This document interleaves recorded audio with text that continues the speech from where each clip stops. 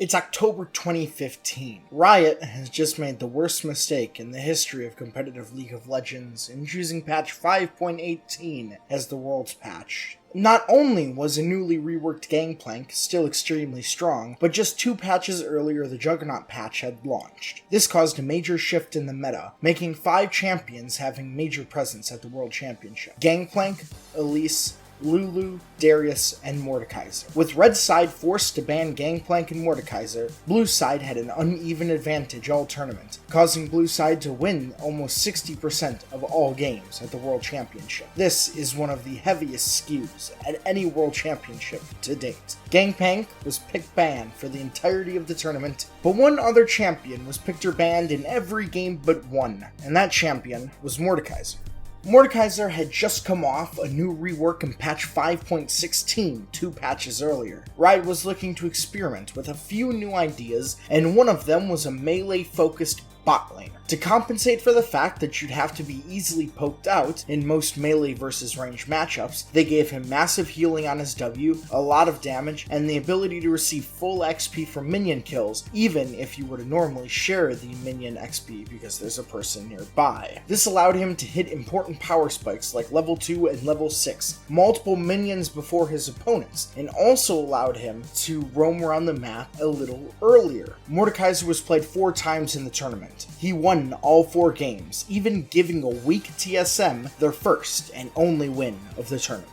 So, why bring this up? Well, for one, this world's forced Riot to change their philosophy when it comes to releasing champions before Worlds and large meta shifts before Worlds. They've stated in blog posts before that this was one of their biggest mistakes in all of competitive esports history. Also forced Riot to think about what they wanted for the game, and if Mordekaiser was the melee bot laner they wanted. Spoilers, he wasn't. I wanted to discuss the newly released champion, Nilah, because I believe Riot is making a mistake with this champion, and all they have to do to realize why is watch the 2015 World Championship. The Dragon bot lane was still pushed out, C9 controlled mid.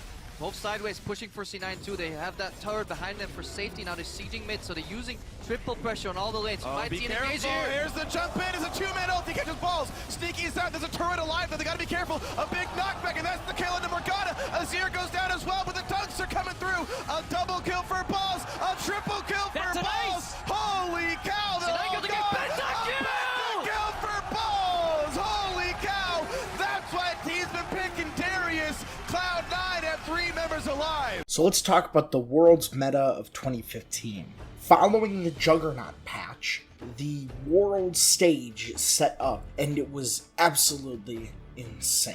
Things like Darius were being played because he was so strong. The clip I just played was the Balls Diamond 4 pentakill, which shows you how strong Darius was at the time. The game was slowly moving towards a state where you had to be playing a damaged top laner.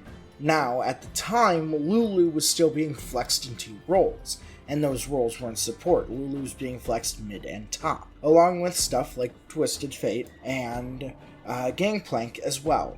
Gangplank had yet to be touched, majorly at least, and was still doing a lot of damage and could basically one-shot entire teams with his barrel combos. Let's take a quick look at TSM's game on day 4 of the world stage versus LGD, where LGD, assuming that they can fight Mordekaiser and they have a strategy to beat him, led it through the draft. I think they thought that Brand was going to be a decent counter into Mordekaiser, and that one of their other bans was more important, so they let it go through. The rest of the game kind of speaks for itself. An early gank down bot lane via basically a 4-man allows Wild Turtle to get a few pickup kills early on the Mordekaiser, and the game snowballs from there. LGD never had a chance in this game, even though Santorin and Lustboy played pretty sloppily. It didn't matter, because Mordekaiser was in the game, and Mordekaiser was going to run over the game. his stats were overtuned. His kit allowed him to be a higher level than everyone else in the game, and for champions where level matters, that's important. Nilah was just revealed, and she's playable on the PBE right now, and it shows that Riot doesn't understand how to balance their game still, 7 years later. Nilah has a passive where she gives you 50% of the XP you would have lost to sharing XP if she kills the minion. So substantially better than Mordekaiser, but still not great.